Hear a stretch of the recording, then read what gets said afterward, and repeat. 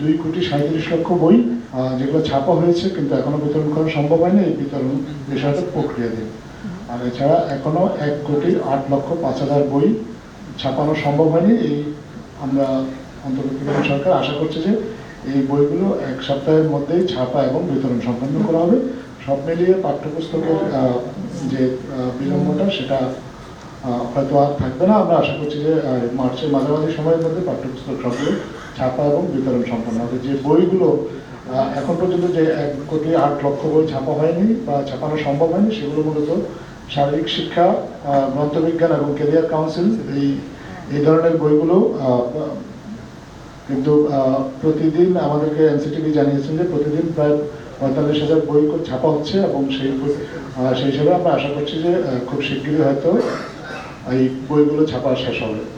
সরকারের পক্ষ থেকে একটা লক্ষ্যমাত্রা নির্ধারণ করা হয়েছিল যে আপনার ফেব্রুয়ারি 28 তারিখের মধ্যে সবগুলো বই বিতরণ করা সম্ভব হবে। সেটা সম্ভব হয়নি, কারণ আমদানিকৃত কাগজ খালাস করতে কিছুটা বিলম্ব হয়, সেই বইগুলো ছাপানো সম্ভব হয়নি।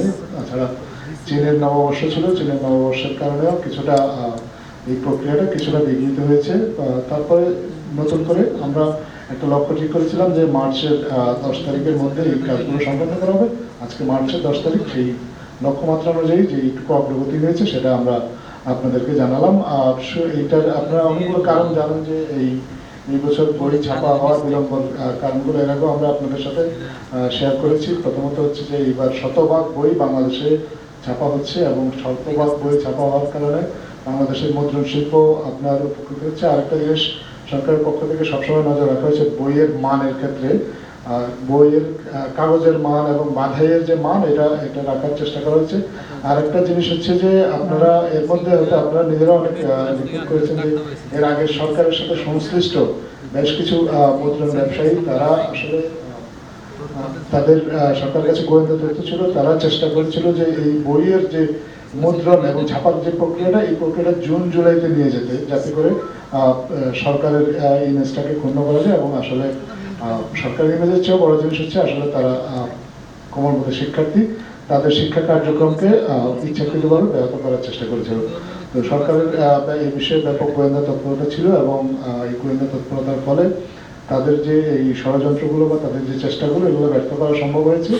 এবং একটা সিদ্ধান্ত হয়েছে যারাই এই ধরনের অপকর্মের সাথে এবার জড়িত ছিল ভবিষ্যতে তাদেরকে কালো তালিকাভুক্ত করা হবে। আমাদের মাননীয় শিক্ষা উপদেষ্টা সিআর আহমেদ সাহেব উনি নতুন দায়িত্ব নিয়েছেন। উনি আমাদেরকে জানিয়েছেন যে আগামী বছরের পাঠ্যপুস্তক ছাপার কাজটা আগামীকাল থেকেই শুরু হবে।